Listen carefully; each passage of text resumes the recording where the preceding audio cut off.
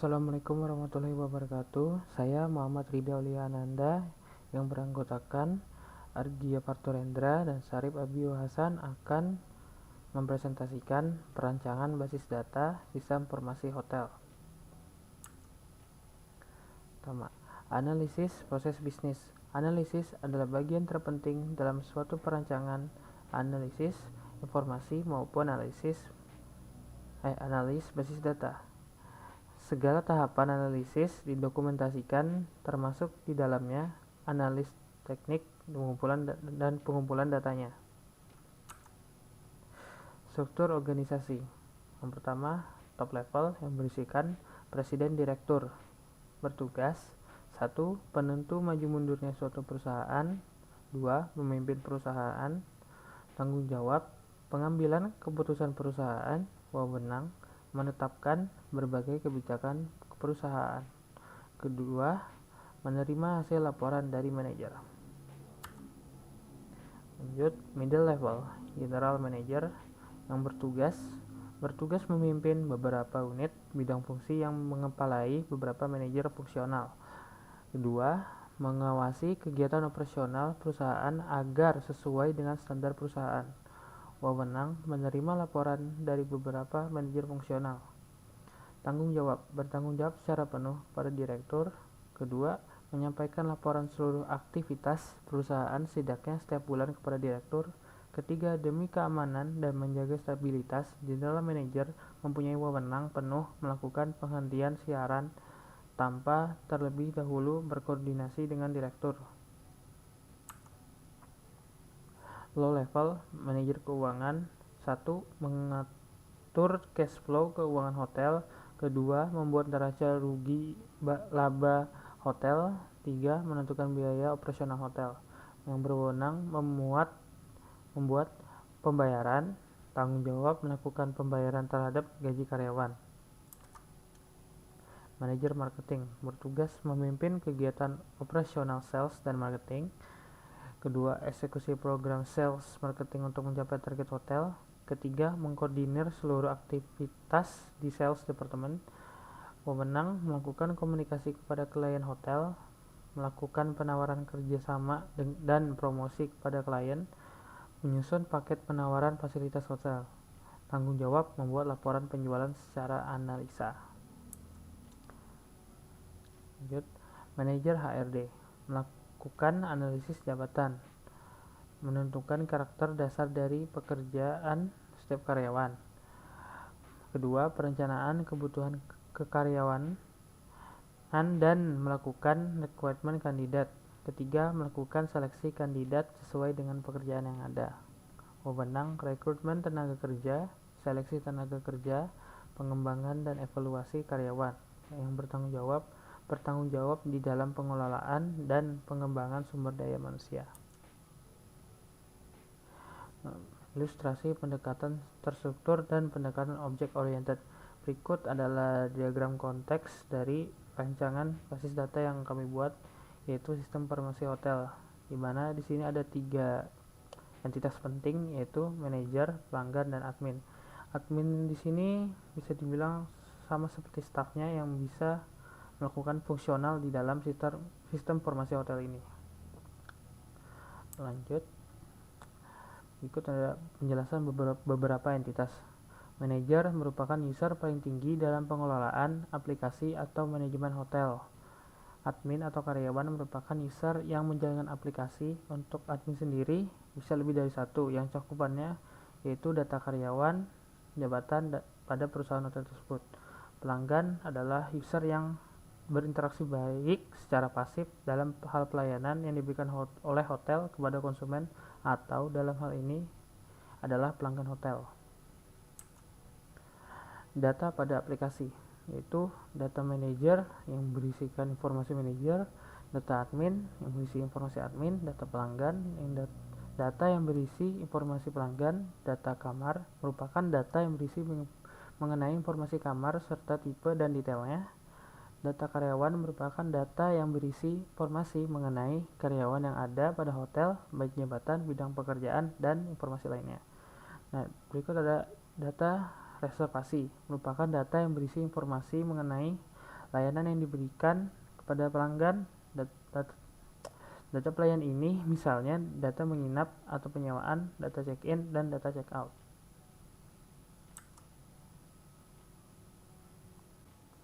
Berikut adalah contoh data flow diagram dari sistem informasi hotel.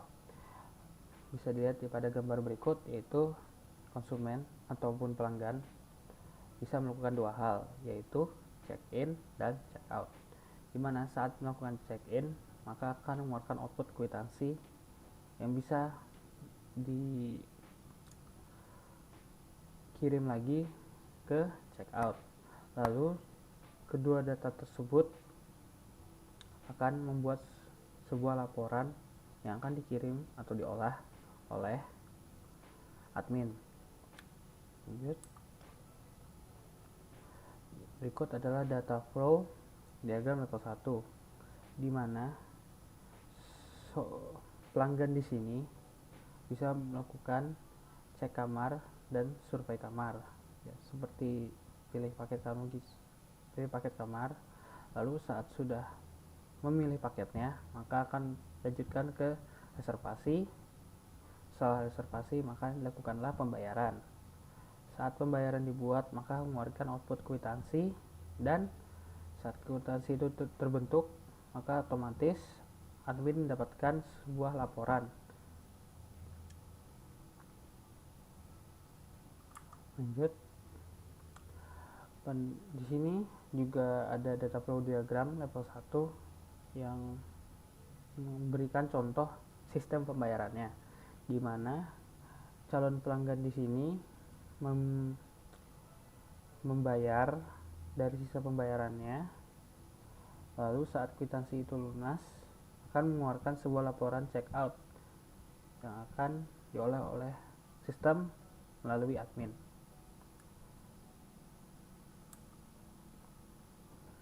Berikut adalah contoh permasalahan dan ulasannya. Masalah yang pertama yaitu proses pemesanan dan pengecekan kamar masih belum efektif, sehingga pemesanan harus datang langsung ke hotel dalam cek ketersediaan kamar dan pemesanan. Oleh karena itu, pembuatan aplikasi reservasi kamar yang dapat memudahkan calon konsumen dalam memperoleh informasi ketersediaan kamar sekaligus dalam proses pemesanan. Kedua, informasi hotel belum tersampaikan dengan baik pada calon konsumen sehingga konsumen kesulitan dalam mencari hotel. Usulannya yaitu pembuatan aplikasi ini agar hotel dapat dikenal luas dan dari pihak hotel itu sendiri akan lebih mudah dalam penyampaian informasi kepada para calon konsumen. Ketiga, laporan pengunjung dan pemesanan kamar hotel masih ditulis dalam buku sehingga sering terjadinya kesalahan. Oleh karena itu, aplikasi membuat resepsionis dan meminimalisir terjadinya kesalahan dalam pembuatan laporan.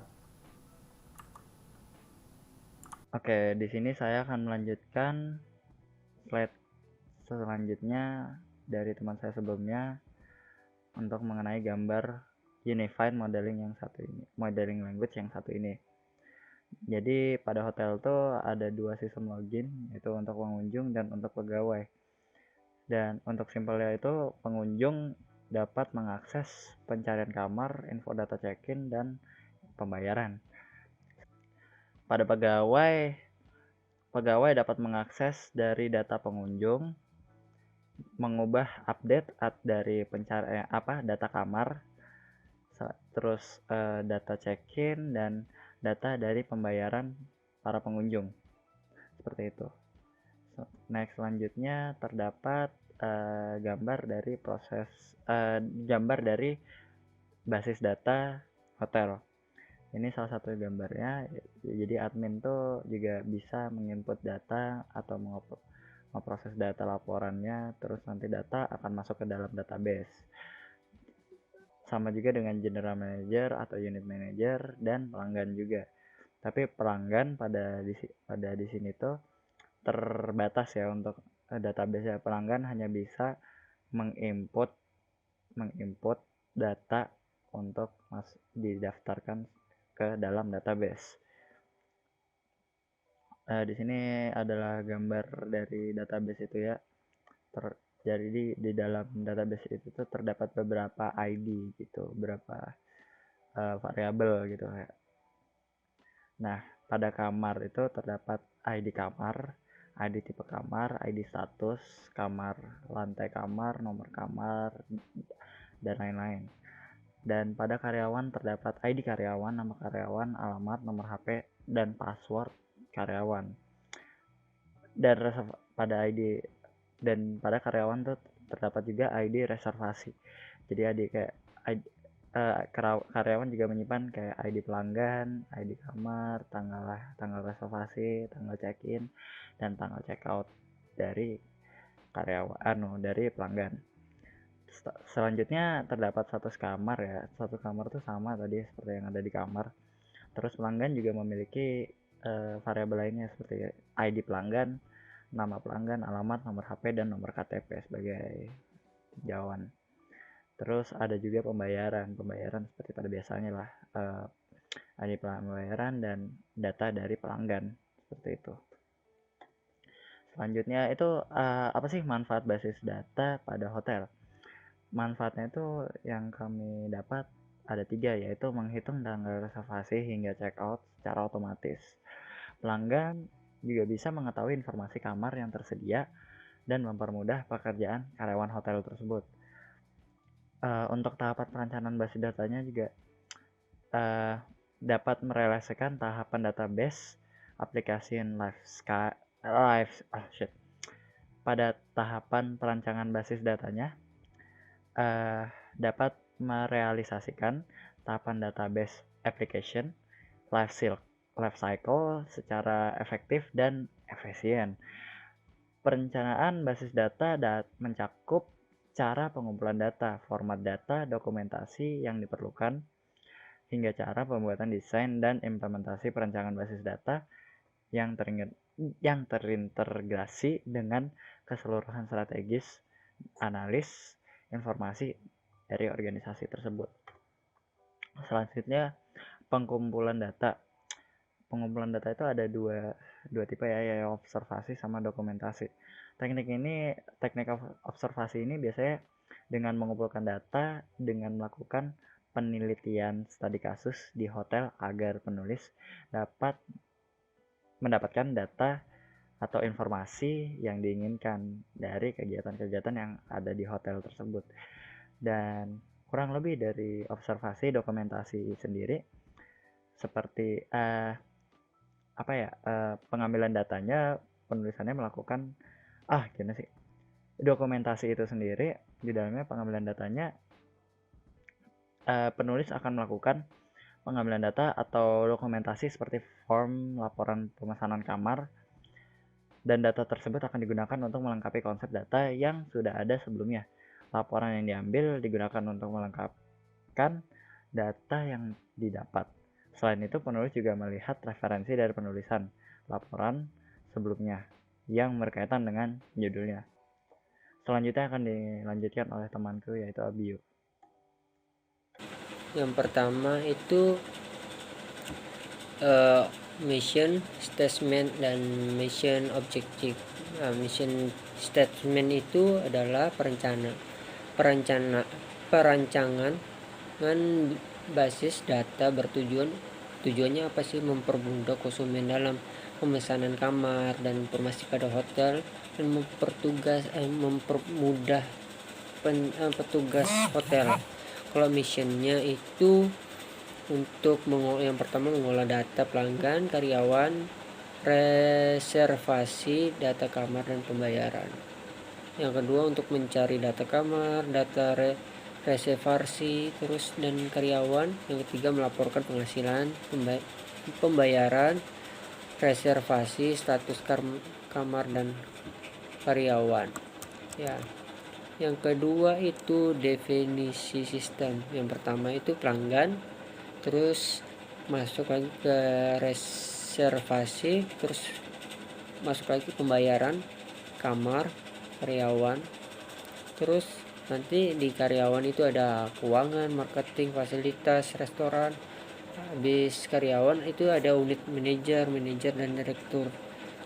Terus itu saling berhubungan satu dengan lain. Terus yang selanjutnya konseptual database, itu nama entitas itu pelanggan, reservasi, karyawan, pembayaran, kamar. Kalau deskripsinya, yang pelanggan itu merupakan entitas yang berisi informasi mengenai data tamu di hotel. Reservasi itu merupakan entitas yang berisi informasi mengenai data reservasi yang dilakukan oleh tamu hotel. Karyawan merupakan entitas yang berisi informasi tentang data karyawan di hotel. Pembayaran itu merupakan entitas yang berisi informasi mengenai semua total biaya yang harus dibayar. Kamar itu merupakan entitas yang berisi informasi mengenal data kamar yang terdapat di dalam hotel. Nah, tabel berikut ini akan menjelaskan entitas dibutuhkan hotel. Dalam tahapan ini mengidentifikasi entitas, relasi, dan atribut yang ada. Lanjut. Terus konseptual database, identitas, atribut, dan tipe entitas. Itu tujuannya untuk apa sih? Untuk menghubungkan atribut dengan entity atau relationship yang tepat. Nah, contohnya kayak karyawan itu ID, nama, alamat, nomor telepon, dan passwordnya. Terus pelanggan ID, nama, alamat, nomor KTP, nomor telepon. Reservasi itu ID reservasi, terus tanggalnya, terus tanggal check-innya, terus tanggal check-outnya. Kamar, ID kamar, nomor kamar, status biasa, terus yang sedang atau yang besar. Terus tipe kamarnya, itu ada ID tipe, nama kamar, terus deskripsinya, terus harga, pembayarannya, ID pembayaran, metode, dan total harga. Lanjut. Konseptual database itu dari informasi sistem informasi hotel. Itu ada pelanggan, karyawan, manajer, pembayar, dan laporan. Kalau yang pertama, pelanggan itu ada reservasi, terus pembayaran, dan reservasi. Kalau karyawan itu reservasi dan pembayaran. Kalau manajer itu karyawan, laporan. Kalau pembayaran itu pembayaran baru dan reservasi. Kalau laporan tuh ada reservasi, pembayaran, dan karyawan. Terus logika database design itu menghilangkan fitur yang tidak sesuai model relasi. Informasi dari kamar sebelumnya, terus ID tipe kamar, dan status kamar. Kalau sesudahnya itu ID kamar, status, dan kamar ID, dan status kamar dan tipe kamar ID.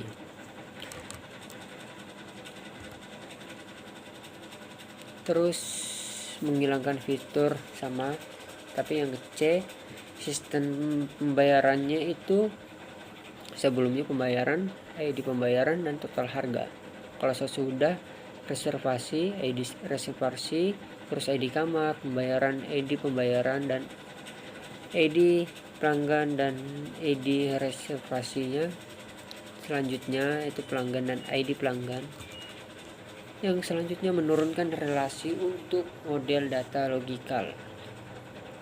Entitas yang kuat, kita harus punya entitas kuat dan entitas lemah.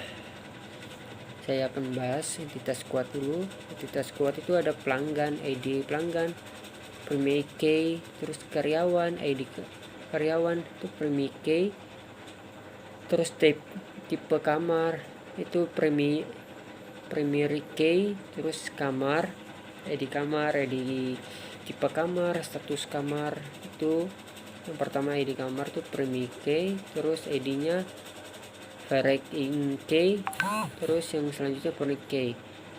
Reservasi itu yang pertama ID primary key, ID pelanggan, ID karyawan, dan ID kamar.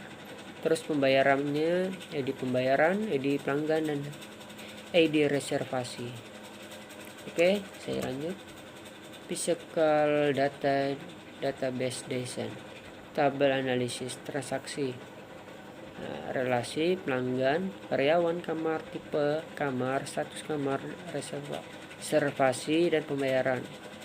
Itu ada create, write, update dan delete. Kalau itu ada O dan X. Kalau O itu aksi bisa digunakan, kalau X itu aksi tidak bisa digunakan. Physical database design itu yang pertama kebutuhannya ruang penyimpanan, yang entity karyawan, pelanggan. Yang ketiga reservasi, yang 4 kamar, yang kelima tipe kamar, yang 6 itu pembayaran. Nah, kalau atributnya itu ID pegawai, nama, alamat, nomor telepon sama kayak sebelumnya. Kalau pelanggan ID pelanggan, alamat, nama, nomor KTP dan KTP-nya sama kayak sebelum yang saya jelaskan. Terus yang reservasi, terus ID reservasi, terus tanggal check in, check out, terus kamar itu ID kamar, nomor kamar, status, tipe kamar, ID, tipe kamar, nama kamar, dan deskripsi kamar dan harga kamar. Pembayaran, ID pembayaran, metode pembayaran, dan total harga. Oke, lanjut ke kesimpulannya itu yang pertama, diharapkan dengan adanya sistem informasi hotel ini dapat memudahkan calon konsumen dalam memperoleh informasi ketersediaan kamar sekaligus dalam proses pemesanan, entah itu pemesanan dari online atau offline. Yang kedua itu diharapkan adanya informasi ini, hotel ini bisa Saskava yang dikenal luas oleh pihak hotel sendiri akan lebih mudah dalam menyimpan informasi kepada calon konsumen dalam hal kesediaan kamar. Yang ketiga, diharapkan dengan adanya informasi hotel ini dapat memudahkan resepsionis dalam membuat laporan dan meminimalisir terjadi kesalahan dalam pembuatan laporan.